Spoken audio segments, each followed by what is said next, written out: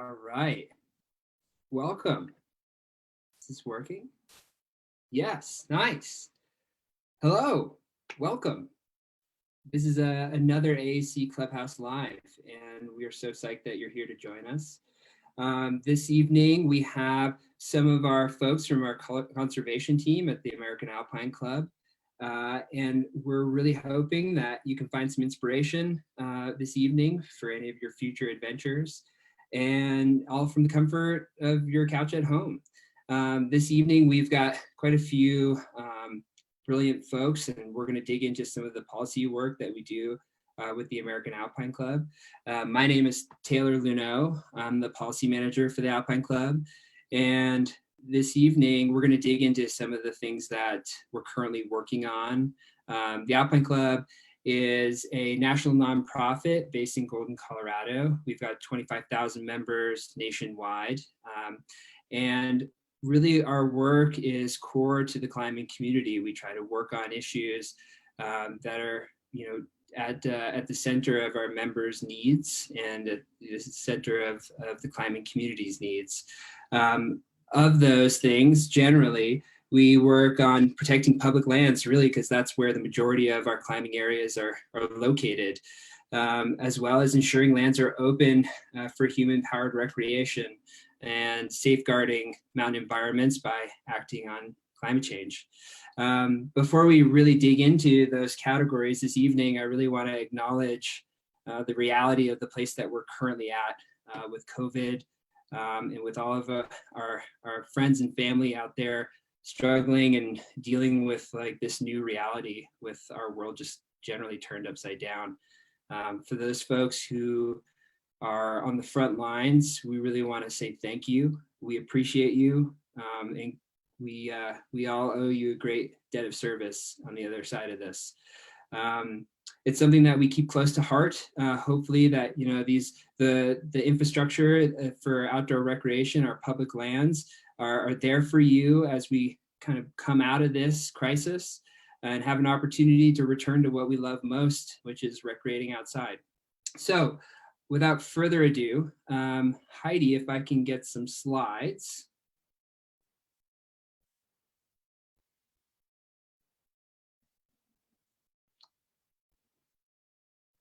Mrs. Heidi.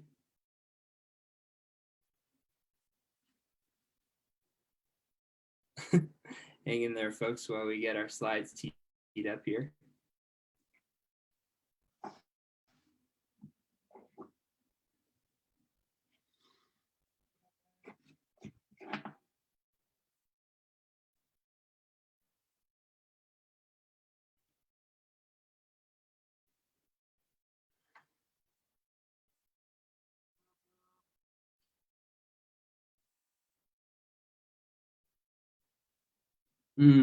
Okay, slides are being problematic, so we're just going to move forward.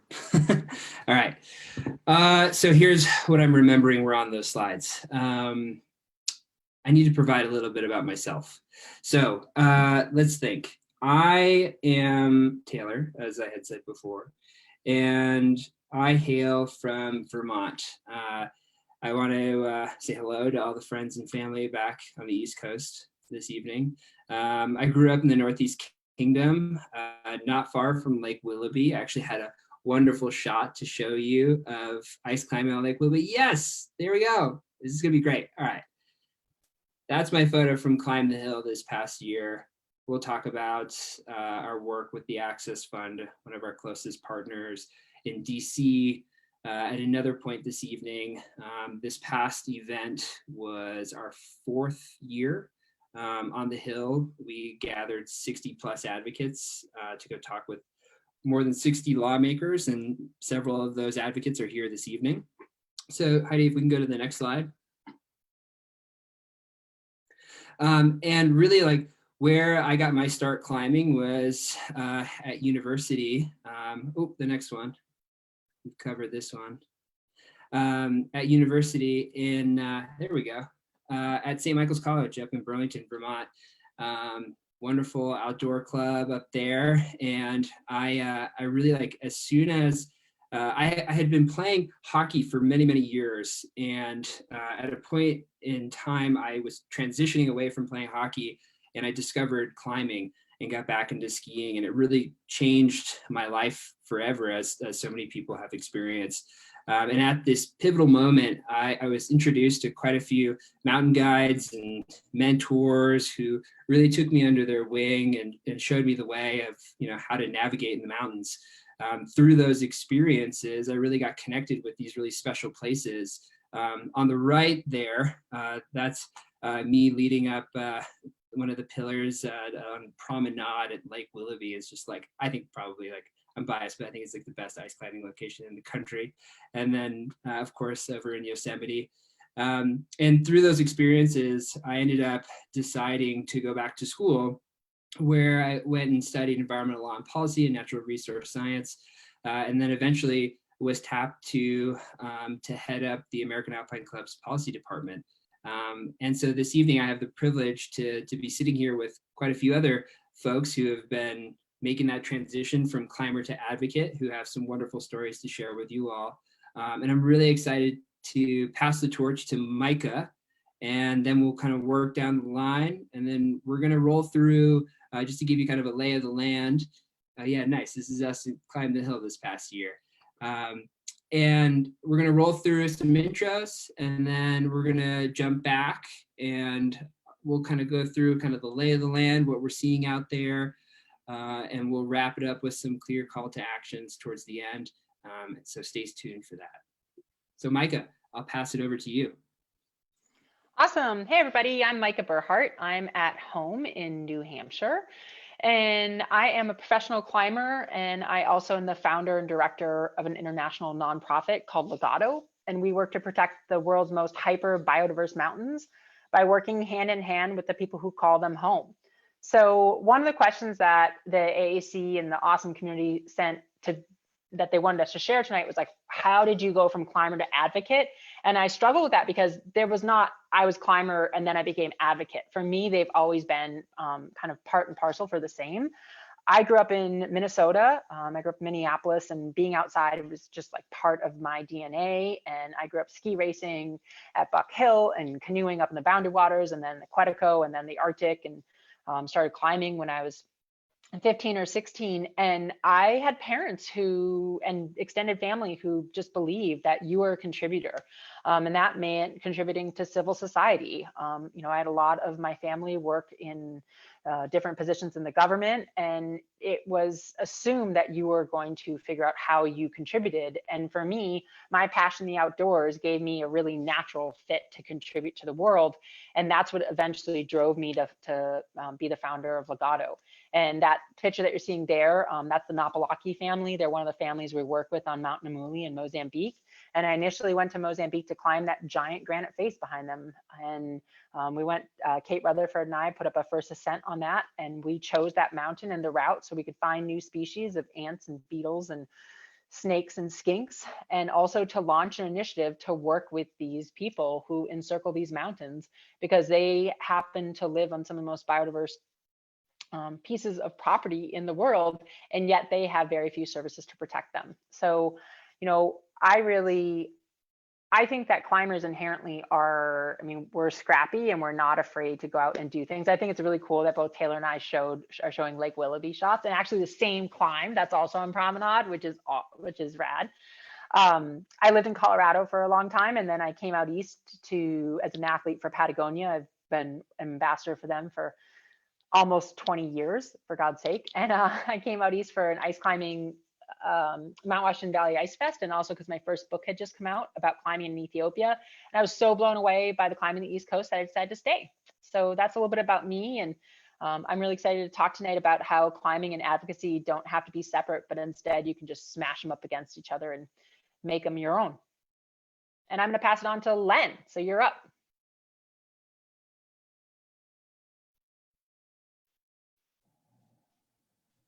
Okay.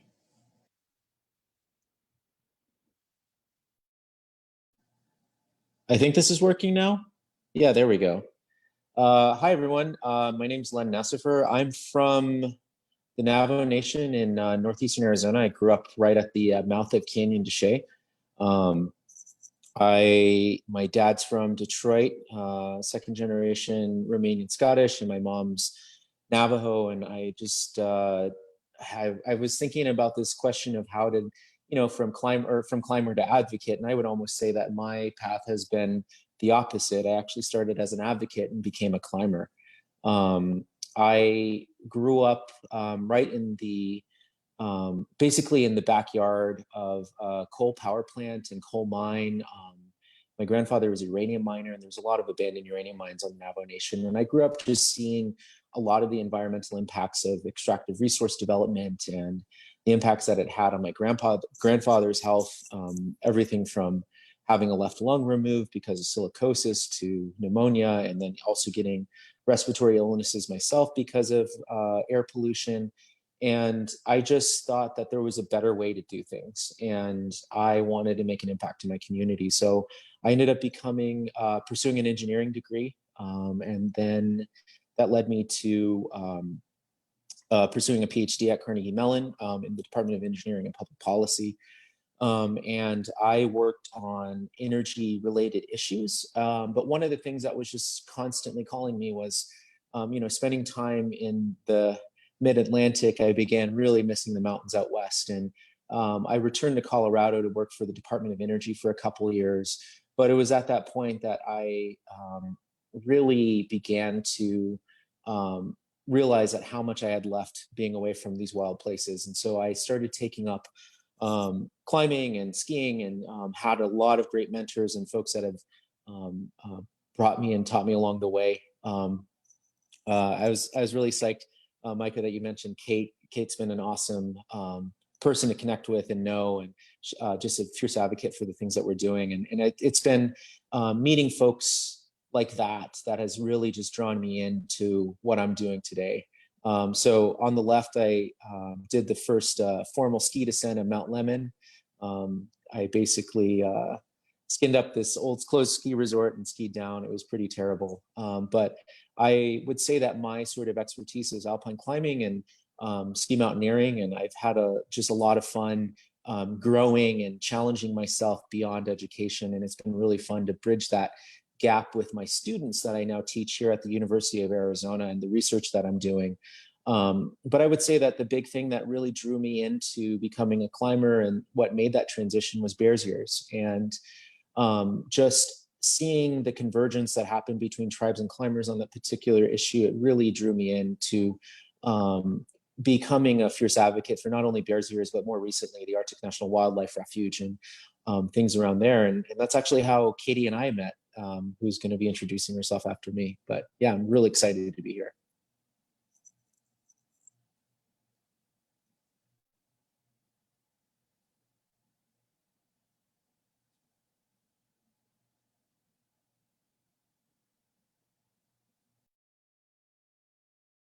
All right, I think I'm on next. My name is Katie Boué, and Len, you stole a little bit of my storytelling thunder there with our friendship story. I am a Cuban-American climber. I am born in Queens, New York, grew up in Miami, Florida, and I didn't come into climbing until I started going to a little climbing gym called Tallahassee Rock Gym in the Panhandle of Florida. So shout out to all the Florida climbers out there. We are a rare breed, and I see you. For me, climbing was such a special thing because when you live in Florida, you're at least 7 hours away from the closest climbing. And when I started going out to boulder fields and crags, I really learned to cherish these places. So at first for me, I was advocating for my own selfish reasons and for my own use and falling in love with these places. And then I went on a year-long climbing trip in 2013 and essentially spent a year living on public lands, and for the first time learning about all the issues that are happening on our public lands and that are affecting our climbing areas. And that set a spark for me, but I didn't know what that meant. I started learning about stewardship, but I didn't quite have the word for that. And then after that trip, I moved to Denver, Colorado, and started working for the Outdoor Industry Association. doing social media for them, which introduced me to the world of policy and government affairs. And it just swept me away. And I think what really changed the game and changed my life was ending up working on Bears Ears and getting involved with Bears Ears and meeting Len. And when you meet someone like Len Necefer, your life is never the same, and you better buckle up because you will come out on the other side as an advocate. And through the years of time that I've spent in the outdoor industry, advocacy really became more important than climbing for me. I would say I'm an advocate first and a top roping punter second. And I love that. At first it was kind of a battle for me. Like, should I be sending harder? Should I be spending more time in the gym? But I realized that spending time lobbying our lawmakers, spending time on the Hill, spending time working on advocacy was more important to me. And now it's kind of finding this balance of both. And I started an organization called the Outdoor Advocacy Project, which is really based upon this idea that outdoorists and climbers, anyone who goes outside, has a responsibility to do good for public lands and for each other. We take so much and we get so much from these public lands and these crags that we love. And I really deeply believe that we have a responsibility to give back to them. We love these places and we spend so much time there. And the least we can do is advocate to protect them and to keep them healthy and keep them accessible. I think there's some pictures. That's actually the bottom left is climbing with Len in Tucson on Mount Lemmon. And then on the right is there at during Climb the Hill. We went to the rally there. And I think that is about it for me. Do we skip the spaghetti slide? Because that is extremely important.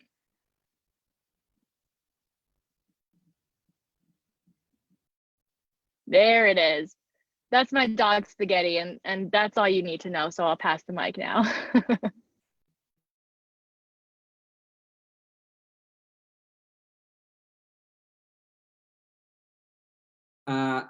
I feel like Len and Katie need to bring Micah and I climbing on Mount Lemmon, and maybe Micah and I can return the favor by bringing you ice climbing at Lake Willoughby. Perfect. Yeah. Slab climbing galore is waiting for you here. So we've got a bunch of folks from across the country this evening. What I thought would be helpful, just to provide context for folks who are zooming in tonight, is just for us to talk a little bit about, we've all kind of started to allude to this a bit, but just to provide some context about what are some of the challenges we're witnessing as outdoor advocates, either like threats to public lands or other issues that are particularly unique to our areas that really gets us fired up, and things that we're paying really close attention to. So yeah, with that in mind, Micah, do you mind if I pass it back to you and we'll just kind of go in the same order? Cool. Yeah, definitely. So, I live in New Hampshire, and one thing that's really important to me here is that we have just incredible public lands, and we also have an entire economy that's built around these public lands. And, I used to live in Boulder, and it's a very different economy than what's in Boulder. And I have gotten so involved in the past couple of years, and it's been fascinating coming to Climb the Hill and talking to the representatives and talking to the senators and saying, look, like, this is what it means. My husband and I co-own a guide service together, and you can look at the way climate change has impacted winters in New Hampshire. Hubbard Brook Research Foundation has done an incredible job actually monitoring how much snow cover we've lost over the past 100 years. And it's just undeniable. So for me, there's this really fascinating thing happening in New England where it's like the reality of climate change is catching up with the economics, with a very informed and activated outdoor group. And that's bubbling together. And I think it's going to catalyze change. And I really hope it does inside of the elections that are coming up this November, both locally and at the national level. Because we all know, like, that's what's coming at us, and that's where we have to make the biggest impact. But for me, where I see it is like we have to start where we are locally, and I think there are some really cool local races that people here really want to pay attention to, and it's demanding that the people that are representing us are going to protect our public lands, but then they're also going to send it all the way forward and make sure that everybody else is doing it. And, you know, it's really personal to us. Our family's livelihood depends on it, but it's also, I mean, it's personal for everybody who lives in this region in New England. Yeah, that's great. And I think we've all heard the OIA outdoor rec economy numbers, and that kind of like encapsulates all of the forms of outdoor recreation all across the board, which is massive. But the Alpine Club has been endeavoring to try to measure what the economic impact of ice climbing is in particular locations. And this past winter, before COVID turned everything sideways, we actually worked with this economist, Dr. James Maples at Eastern Kentucky University, to measure the economic impact of the Ouray Ice Festival. It's kind of like a beta test to a much bigger project. And we found that in a single weekend, visitors to Ouray County spent over $800,000 in that particular area. You know, those were folks who were coming from other parts of Colorado, other states, just flooding dollars into a very small town that is very much reliant on that winter tourism. And being a New Englander myself, I know what that's like. Growing up close to North Conway and the Kingdom trails, like it's a big part of the rural economy base up there. Yeah, it's super critical to this area.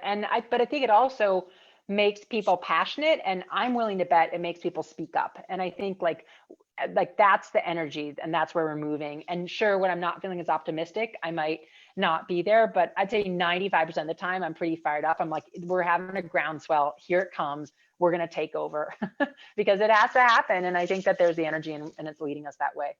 And Micah, are you noticing changes in kind of like ice development and growth and totally. I mean, around here, you know, I've been climbing in New England for 12 years. And I mean, the temperature fluctuations that we have, the major ice fall that happens right now, when you get these giant warm-ups, just cataclysmic situations where you get, where drop line falls down several times a year when you're, out climbing in Crawford Notch. I mean, you can say there's been undulations in the weather. I mean, that's what makes New England, New England. And the secret is that's what makes the ice climbing so good, but it's getting more radical. And that's what all the science says to it. And when you can see it when you've only lived here for 12 years, that's terrifying. Yeah. So maybe we're in a weird period right now where the slightly warmer temperatures lead to these cool melt freeze cycles that are good for ice growth. But as we get warmer and warmer, we start to move past that period. Yeah, and they're not even good anymore. I mean, it was like good 7 years ago, and now you're like, wow, the ice season's gone, right? And so that's the irony, is like you've actually seen that change, or it's just too warm, too fast. And it's not these minor up and down that make it really exciting. It's these giant ones that actually destabilize entire systems. Gotcha. Can we kick it to you, Len? Let's go, Len. Yeah. Sorry, what was the question? It was related to the things going on here. Well, yeah. So like unique issues that you're kind of tracking in your particular area. Fired up. Yeah, definitely. There's been a few. Of course, right here in Tucson, we have the border in our backyard, which is ever present. But related to climbing, Oak Flat, which is about an hour and a half from here, is basically a climbing area, an area significant to the Apache tribes that's going to be destroyed by a proposed copper mine. And it's kind of one of those things that almost feels like a real missed opportunity to help save an area. So Oak Flat is the nearest climbing area to the Phoenix region.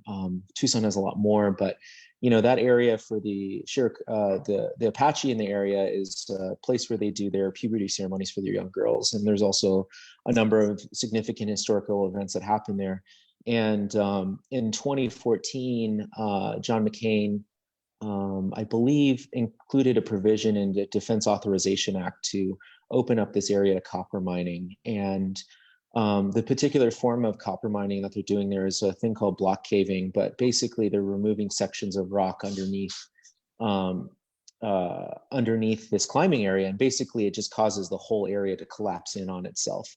It's not as destructive as strip mining, but it definitely would destroy the entire climbing area. And it's been something that maybe with a change of administration and a change in Congress, it could basically be undone. But it's kind of a wild time, both in terms of natural resource prices and the pressures from decarbonizing our economy. I mean, copper is going to be a really hot resource in the decades to come, and I think just seeing what's happening here, it really begins to raise a lot of questions for me in terms of looking out into the future of like Arizona is known for copper mining, and that's one of the major industries that we have there, but it also represents one of the biggest threats to climbing within the state. And so in my work on natural resources and tribes and recreation, it's been kind of figuring out where are the alignments and interests and where do tribes and climbers overlap. And I think looking at what happened with Bears Ears, there was a big alignment that occurred, and stakeholder and user groups that came together to advocate for the protection of this monument. And I believe that it's going to be protected. Bears Ears will be protected, but I think one of the things that in that push, we also need to look at places like Oak Flat as well, because it's a very similar story, similar dynamics. It's just a much smaller scale. I think there's multiple things to pull out of that. I think one of the things I think you were alluding to is something that will probably come up later, the Congressional Review Act. So anything that gets passed within a certain period of time by this Congress has the potential to be undone by the following Congress through the Congressional Review Act, right? There's like a period of time. So perhaps there's a chance to prevent or undo some of these decisions, right? Yeah, there definitely is. And yeah, I mean, even just local races here in Arizona and our state house, it really just ensuring that we have a sort of an impact on regulations that happen within the state are really key. So yeah, we shall see. Do you, while we're talking about Oak Flat and that comparison to Bears Ears, I mean, the unique nature of what happened at Bears Ears, I mean, you and I talk about this a lot, but the coalition building between climbers and tribes and how that resulted in this really big conservation win before the administration changed. Could you talk a little bit about how these two worlds were brought together and what resulted there? Yeah, I mean, just looking at history, of tribes and climbers, I would say out of almost any recreation group have had the most conflict. And some of it stems from, tribes' dispossession from public lands and their desire to have more control and say in the management of these areas. On my reservation, on the Navajo Nation, climbing is actually banned. And it's just always, I would say up until Bears Ears, it's always been this fraught relationship, kind of carrying a lot of baggage of history and things that climbers and tribes just inherited. But in looking at Bears Ears, one of the things that Sally Jewell mentioned and alluded to was the need for different user groups to come together around a monument designation. And the Access Fund, with help of Charles Wilkinson at Colorado Boulder or CU Boulder, they basically began this conversation and saying, hey, we have enough shared values here about protecting this particular area. It's in our best interest if we work together, because one of the threats in the Bears Ears region is extractive resource development, which will have direct impacts on cultural resources of tribes, and then also, for climbers, that has direct impacts on places like Indian Creek. And so there was, in terms of the greater desire to work together, it was largely because there was an understanding that there was shared values here. And I think that was partly that was because the tribes also the 5 tribes of the Intertribal Coalition also had to resolve some of their long-standing differences, in seeing that and working together, you can build these pretty formidable coalitions to protect public lands. And I think looking at Bears Ears and then looking at what happened around the Arctic National Wildlife Refuge and some of the work that I did there with the film that we've made, and then also working with some Patagonia athletes on, giving some of them the cultural context of the area. I think we could say that we made lightning strike twice in a big way. And when we pair tribal sovereignty with the social and political influence of the outdoor industry, I think it's a pretty unstoppable force. I think the audience just got a taste of what Katie alluded to in her speech about coming into contact with Len Necefer. So thank you, Len. Katie, I wanted to open this up to you as well. Things that you're tracking, things that make you concerned, things that you've got at the front of your mind right now.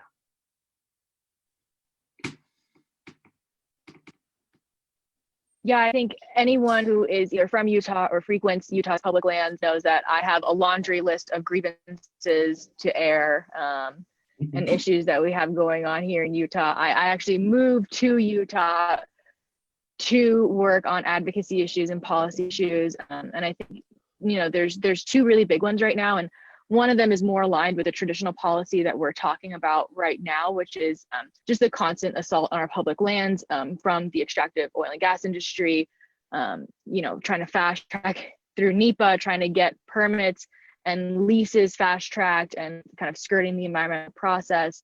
And that's something that is at any given time, we're juggling random hits from all angles. And the second thing that I think is a little bit different than what we sometimes talk about when we talk about advocacy is our community and the sustainability of us as climbers on the land, and tying back to stewardship and this idea of balancing the outdoor recreation economy, which we have all seen is so powerful and growing and is such an important tool for outdoorists.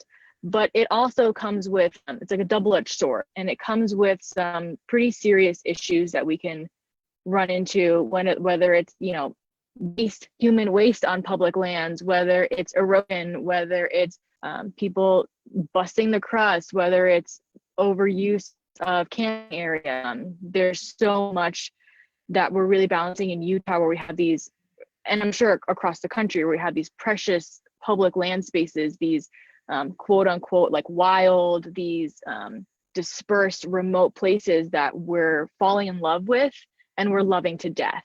And I think it's a really important part of climbing advocacy to incorporate responsible ethics into our ethos, like who we are as climbers, our advocates. And that's not just in terms of policy, that's within our community and our behavior and the way that we move through public lands.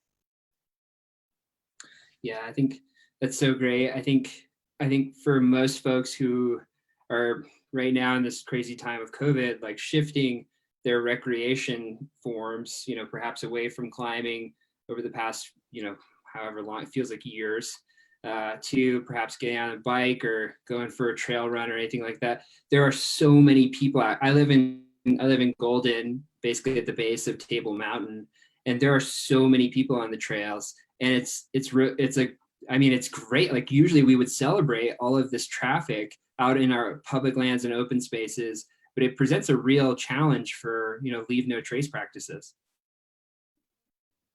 I wonder if within that, yeah, go ahead. Oh no, you go.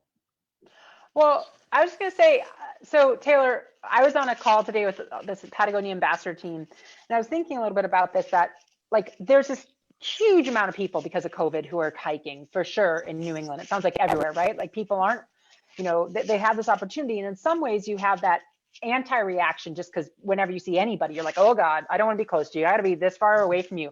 But like, what if we as climbers can be the leaders that Katie's talking about, and we can like do the thing that makes you uncomfortable, which is stop and talk to people, and then even go even further and be like, hey, when it's time, are you registered to vote? And do you know that in order to have this trail right here, like, the reason that we get to use this open space, the reason that we get to have this trail is because we have people who are fighting for it. And so there's all this thought about like climber to climber, but COVID's giving us this opportunity to just be like people who are passionate about the outdoors. And like, I want to challenge all of us and myself even to like have that awkward conversation, because I want to just have my earphones in and just like blast by the person who clearly is not from New Hampshire who's hiking on my trails right now. But I think like we need to stop and say, hey, let's work together and protect these places. And that's going to mean voting. And here's how to do it. And that's one of the things that yes, our partners at the Outdoor Alliance are really pushing pretty hard right now, the Great American Outdoors Act. In it, there's like a whole bunch of things, but one of the things is full funding for the Land and Water Conservation Fund. And then in addition to that, there's the Restore Our Parks Act, which would address the maintenance backlogs at a lot of our national parks. And like not a ton of people know about those things. It's like kind of niche knowledge. And Katie, I think that's one of the things you do really well at the Outdoor Advocacy Project is you incorporate this level of education for folks to understand and like grasp like what is the National Environmental Policy Act? Why is it important? That's actually if I was to jump in and say like one of the things that are like bothering me a lot and what we're really tracking a lot at the Alpine Club right now are the attacks and changes to the National Environmental Policy Act. For a lot of the things that we're talking about here, whether it's climate or public lands protections or oil and gas development, the National Environmental Policy Act is like core to that. There's a clause within it called the cumulative and indirect effects analysis, which basically requires land management agencies to assess the impact to the climate of their projects. And the way that the rule is being rewritten right now by the current administration's Council on Environmental Quality, they're basically taking out all of these stopgaps and they're making it more difficult for the average Joe to get their comments included. And they're also making it more difficult for the agencies to be restricted and regulated. I mean, there's polluters basically who can actually go out and do their own environmental analysis. The Alpine Club's getting really involved in this, as well as a lot of our other partners. And we're going to have some things to share with folks, but I really do think everybody here has touched on one of the things that I think is most important, and that's just showing up in November to go vote. And so I guess like we have kind of a lay of the land of some things that are out there that are pretty like nefarious. And I wanted to go around again just one more time and just talk about, voting, like why is that important? Like, how do we get people to show up?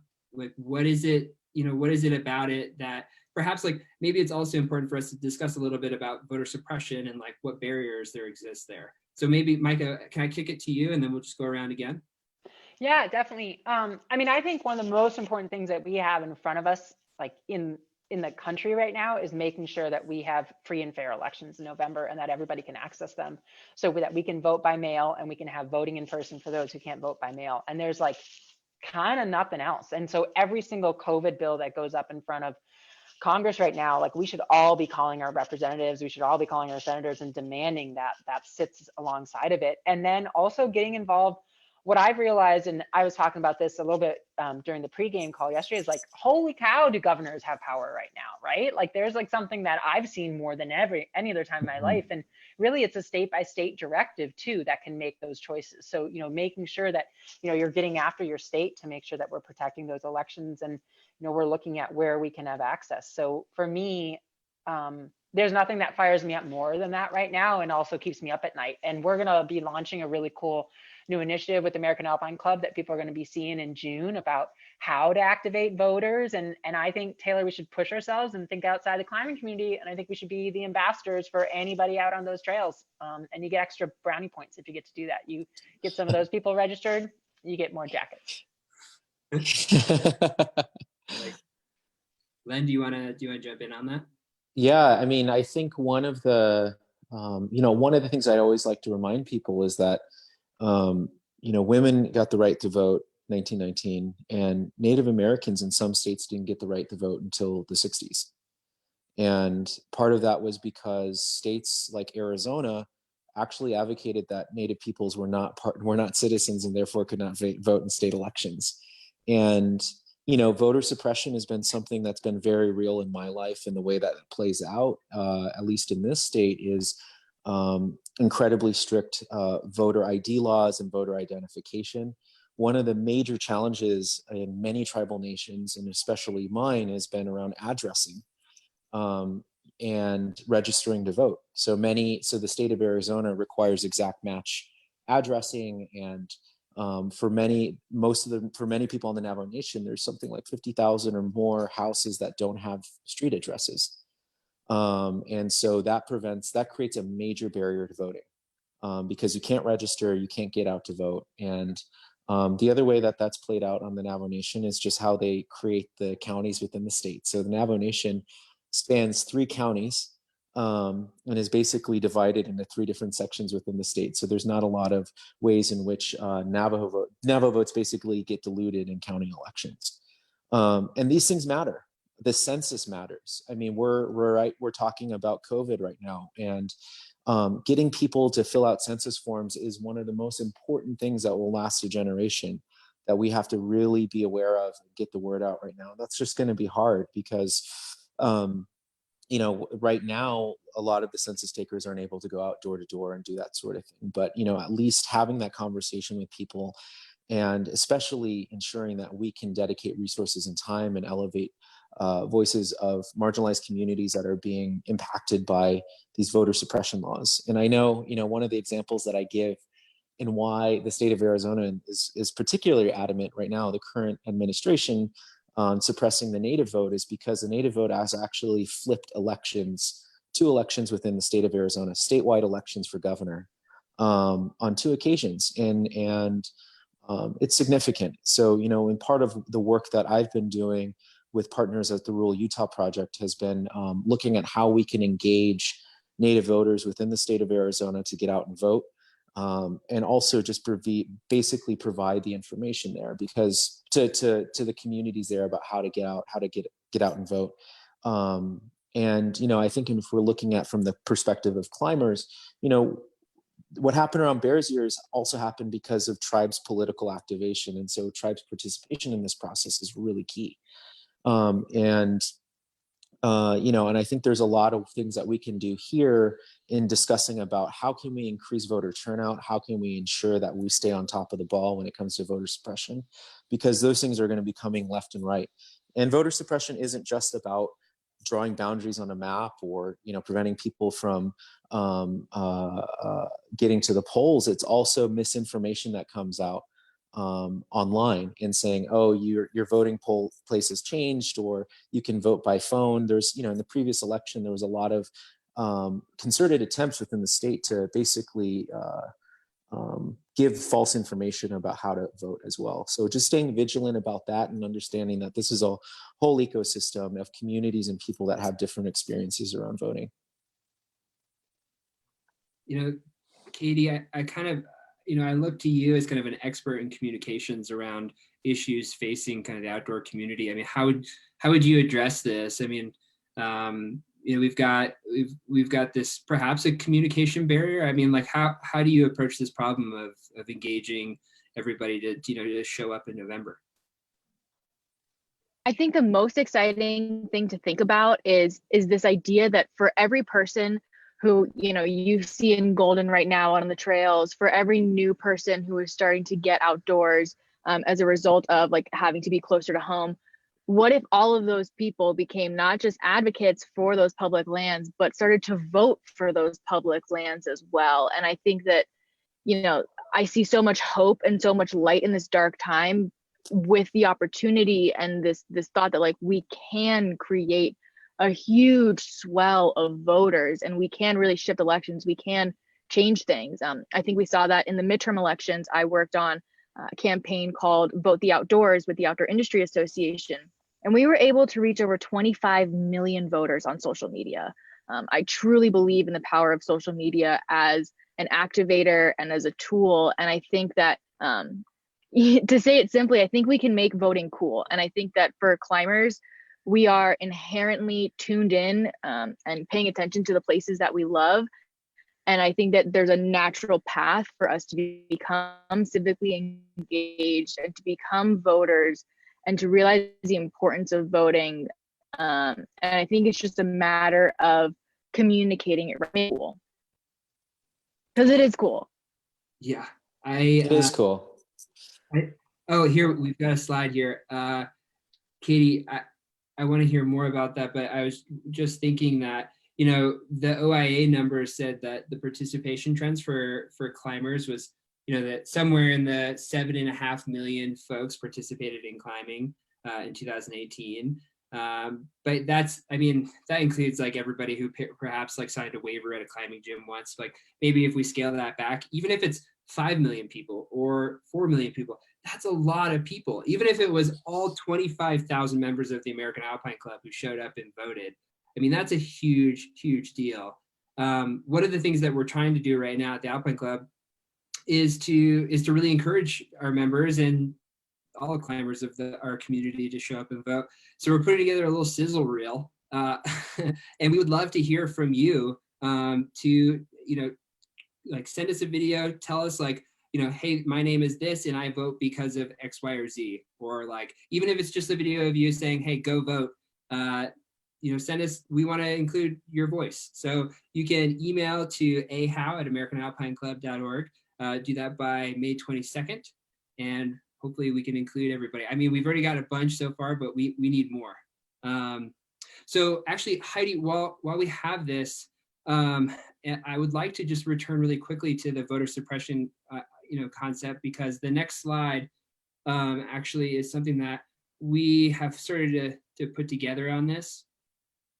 Yeah, here we go. So if you have your phone nearby, if you can text the number 52886 and text Climbers Unite. The Alpine Club is pretty concerned about these barriers that exist for people, especially right now in the era of COVID, when it's really difficult for us to show up and go vote. And that election is still coming, and we want to make it as easy as possible. And what we're really trying to ask our lawmakers is to stand up and reduce those barriers, make online registration mandatory in every state. Make it available if you want to mail in your ballot. This is a petition, so text Climbers Unite to 52886, sign that petition, and we're going to let folks know that we really want to reduce these barriers. Katie, is there anything else you wanted to say about how you connected with folks in the outdoor industry to really break those barriers down? I think it really all ties back to making it personal. You have to have a personal connection with something to care about it. And I think once we realize everything that's at stake, whether you climb at the Red River Gorge or you're climbing at Waco Tanks or you climb in Yosemite, there are issues that directly impact every single place that we love. And I think making it personal makes it unavoidable. Once you realize what's at stake for the places you love, you realize that you have to stand up, you have to make your voice heard, you have to fight for the protection and the health of the places that you love. And, I think just driving home that point that we have to make elections and voting accessible to folks. We really have to get loud right now about vote by mail. And we can't lose the steam. I know for a lot of us that work in communications or have been working on the policy side of things, had big plans for 2020. We've been looking forward to 2020 for a long time. And I think we've taken a big hit, personally, professionally, with everything that's going on with the pandemic. But I think it's time to roll those sleeves back up and get the hope going again and realize all the potential that we have. There's a lot of threats and darkness and heavy stuff going on, but there's also this really beautiful special opportunity to cast ballots for change and to start advocating for and getting involved with positive change and making things better and creating the vision that we all have for our public lands or for the climbing places that we love. You can make it happen if you vote.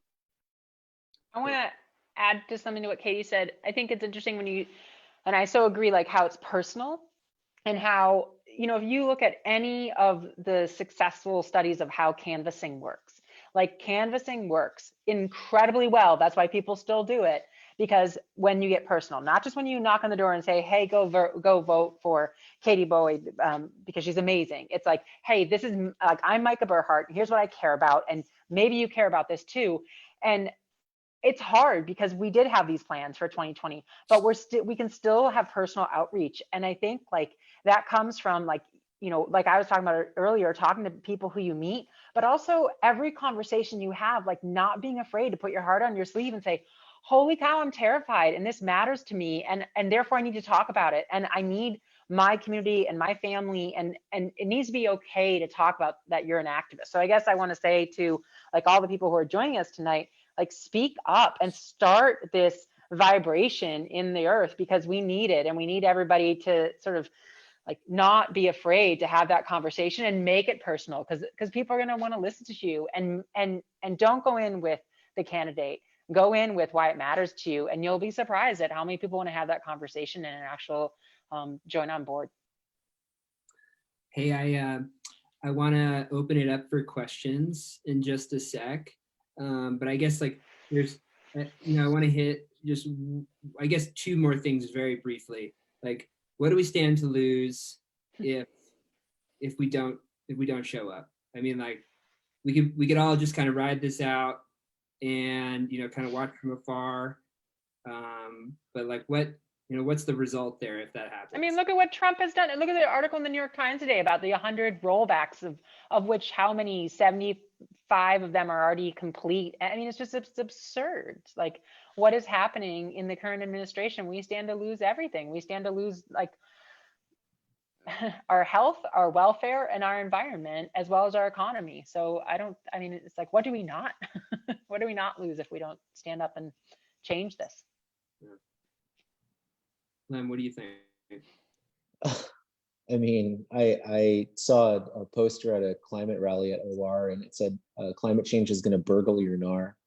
And that's always stuck with me. But, it's like social distancing is going to burgle our NAR for the foreseeable future. And I think, we need science-based decisions. We need experts driving decision-making around how we respond to this pandemic. We need experts and scientists responding driving decisions on how we deal with climate change, because, the fact that we're having to stay inside and deal with this, it's because we're, the current administration is not following experts' opinions. I mean, this could be all over, but we're not taking those opinions as seriously as we should. And I think we're seeing the direct consequences of policy failure. And I don't know what's more real than 33 million unemployed people, and we're going to be spending a lot of time rebuilding. But I think we need to also look at this as an opportunity in these sort of times of destruction and change. It's also an opportunity to implement things to change the structures than we had before. The world that we lived in no longer exists, but there's an opportunity to build a better future. And I really, really think and ask people just to think, what would you like in the future? How would you like your world to be? And vote according to those values.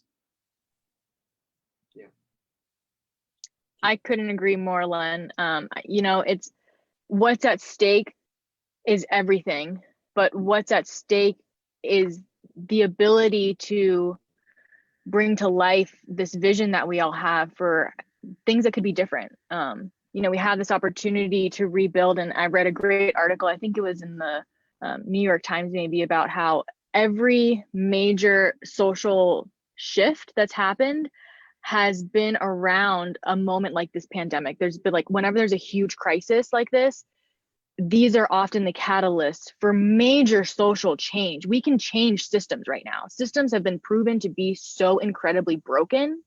If you look at, the oil tankers that are just sitting out in the water right now, there's an opportunity there. There's so much change that we can enact and that we can lead on. And I think that, that's what's really at stake for me is whether or not we seize this opportunity we have to rebuild a future that's better and brighter for ourselves, yes, and also for the people around us, for the community that we're in. I think as climbers, we have a lot of privilege. We're just privileged people, I say, as I sit in my very nice brand new van. And I think that this is an opportunity we have to lift up everyone with us. A rising tide raises all ships. And I think that this is an opportunity to make that real and not just talk about. Mm-hmm. I mean, I think of this opportunity as when the Avalanche Information Center just, that ticks green and it says low risk, and the snowpack's all locked up. It says first that window you have. That's where my mind goes, and thinking that green light is there. It's this election, and we need to relate to this as our small window to hit those big objectives. And I really, really believe like we can get there, and we can also bring other people with us. And not to use the infection metaphor, but we can infect a few other people and getting psyched to vote. Too so if we can soon, have, too soon. no, if we can have an R naught of 10, we're great. Hey, I want to open it up for a few questions before we wrap. So I'm gonna see what I got here. Micah, maybe I can kick this first one to you. So David T writes, okay, so I want to be an activist. How do I connect to the movement where I live? How do I get involved? Great. So I would say a couple different things. You can join your local climbing organization if you haven't already. You could look at local environmental groups. The other thing you do, indivisibles.org is a great resource that talks a lot about what's happening in the voting world and how to protect our voting rights and how to change the current administration. So I would say go after all those three resources. And if you're still hungry for more, make sure you pay attention to what we're going to launch in June with the Alpine Club for a big new activation campaign. Nice, thank you. Go ahead, Len. Yeah, I think just what do you care about? What keeps you psyched? What keeps you motivated? And doing something that fits within that, because doing activism can get really hard, and if it's something that you're tacitly caring about, it's easy to let go when things become challenging or become difficult. But it's those points at which, if you're living your life according to the things you value, it becomes a very easy decision when things get hard to continue. Katie, anything else to add there? I think I'll really hit the nail on the head there. Get involved locally, start as local as possible, and think too about what you have to bring to the table. Everyone has a different skill set, and I think we all kind of associate activism and advocacy with, lobbying your lawmakers or going to rallies and holding signs, but you can participate in activism in ways that you may not have thought of. If you're a really talented graphic designer, a way that you can step up as an advocate is to offer like pro bono services to your local climbing organization, or if you just really love being outside, you can get involved with a trail day. There are so many different ways to show up, and I think don't just rely on what you think an activist should look like, because there is no such thing as a model activist. We all show up in different ways, and you can. Katie, we have another question for you. It's coming in live right now. Do you have any tips for talking to people who are on the other side of the political line? Oh, do I ever? I think the first one is to invest in a relationship. You will never change someone's mind. They will be the person to change their mind. And in order to build a rapport, in order to have a true conversation with someone that puts them in a position where they feel vulnerable enough to even consider changing their mind, you have to invest in a personal relationship with them. I always use the example of, if someone on the street came up to you, you're just walking down the street and someone comes up to you, they're like, you're wearing a red shirt and we're really not into that. That's bad. You need to take that shirt off. You're a bad person. You're going to be like, whoa, what just happened? And you're going to carry on with your day and you're going to totally blow that off. But if your neighbor who you exchange cookies with, who you exchange pleasantries with every day, who comes up to you and says, hey, I really got to talk to you. I love you. I respect you. But this red shirt, let me show you some resources about why this red shirt is so offensive. Let me talk to you about it. Let's unpack this. Let me know how you feel about it. Tell me why you wear the red shirt. You're going to have a conversation with them, and that will eventually lead to you opening your mind to changing things. So you have to lead with a personal relationship first. Please don't become an Instagram vigilante showing up in people's inboxes trying to change their mind. That is not how change works, folks. I hate to break it to you. But just make it personal, invest in people, and don't try to change someone's mind. Try to invite someone to be vulnerable with you and have them decide to change their mind. One of the things that I think influences voting behavior is generally letting people know, like when you knock on their door, that all of the neighbors are voting. It's that inclusivity that people kind of latch onto. It's like being welcomed into the community. Like, look, hey, everybody else is doing it. And generally, like knowing where. I really like how you point out, like knowing where somebody's coming from too. Like the Alpine Club's been working with the Yale program on climate change communication. One of the cool things that they do is they do these national surveys, and they've basically, through their research, they've figured out that the American public approaches the concept of climate change in 6 different distinct ways, and it's kind of on a linear scale. And you're either alarmed and you fully buy into the science and you're already taking action, or you're fully disengaged. And those 2 people, they relate to very different discussions and very different talking points. And what's cool, the Yale program on climate change has like some tips for people. If you're interested, you can go to their website and you can take the SASSY survey. You just type in SASSY. It's 4 questions, and you'll figure out where you are on that category scale. And then you'll learn some talking tips about how to address other folks who are perhaps in different categories from you. But before we move on to that, is there anything anybody else wants to, any other tips from other folks? I think right now, one of the things that I've seen in activist circles and is just compassion. We just have to realize that everyone around us is scared, should be scared.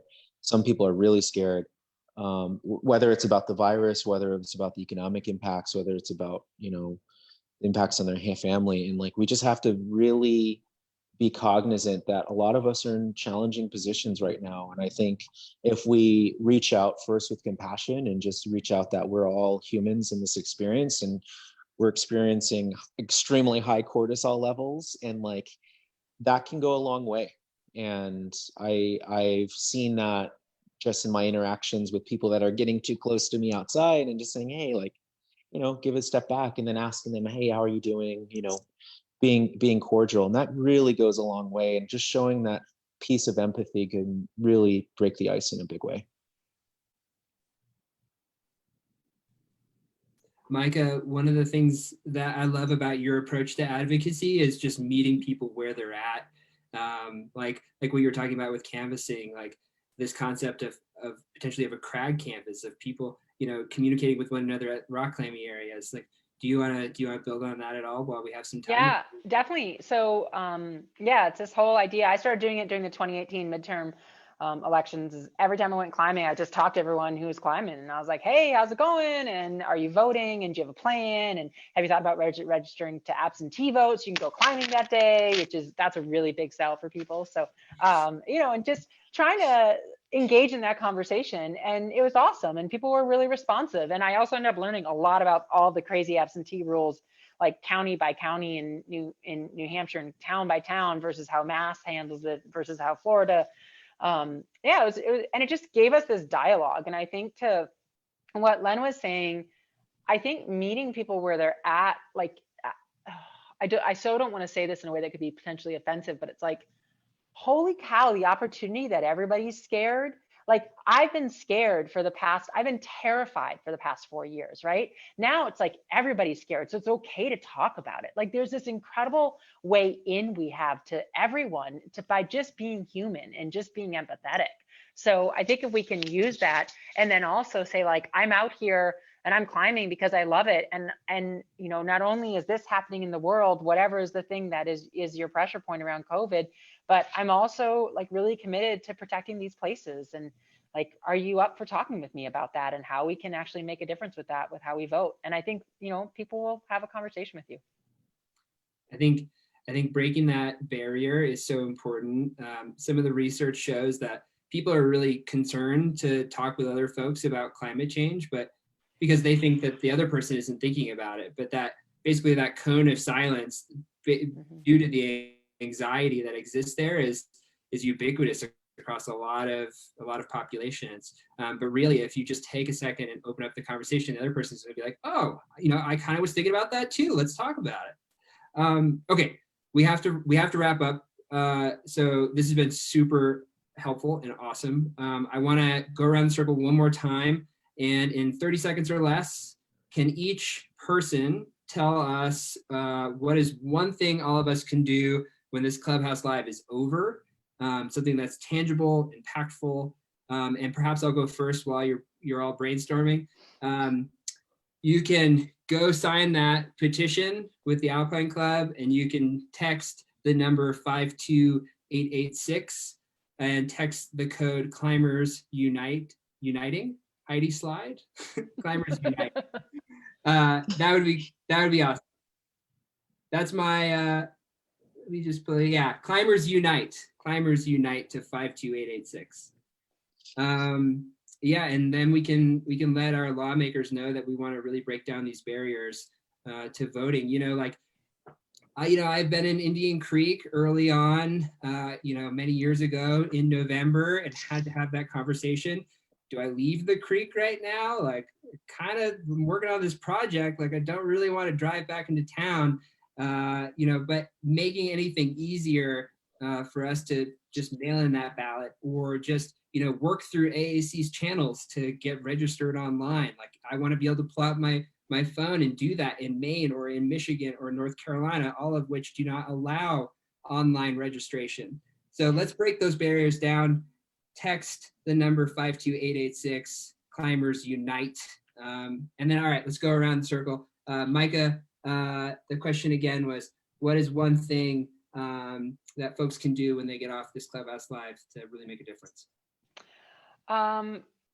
Okay, I'm gonna go 2, 1. You can go, like I said, go to indivisibles.org. I think it's an awesome resource and will give you some other ways to get involved and to advocate, and also join some local groups who are really passionate about what's going on and how to shift the administration. And 2, throw in a calendar reminder for June 15th to check in on the Climbers Canvas and what we're launching with AAC, because I think everyone who's part of Clubhouse Live tonight is gonna be really psyched on it, and we need your voice. Len, you're up. I think just checking your voter registration, and then asking one friend if they're registered to vote. And it's just one person, it can go a long way. And I think right now it might not, voting might not be on the top of our minds.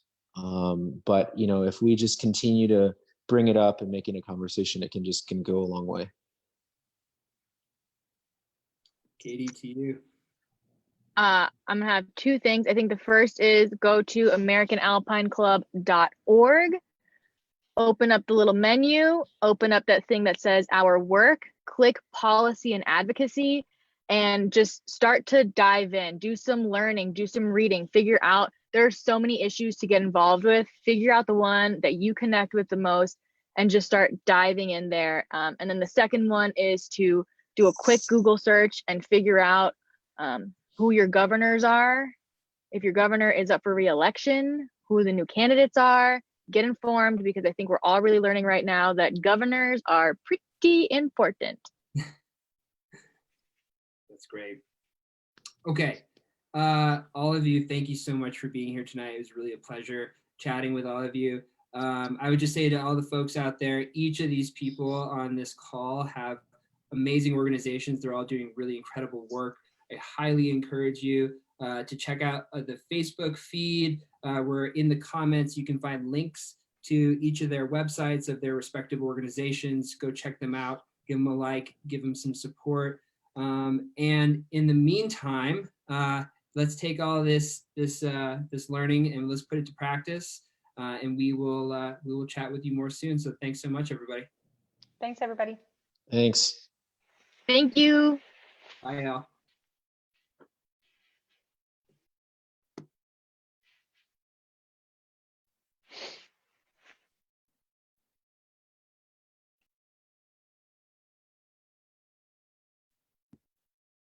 All right.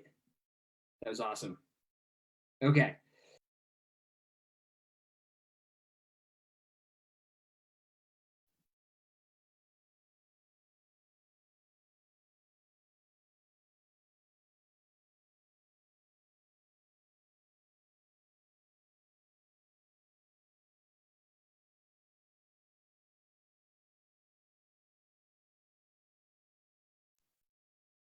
Okay. Can you hear me?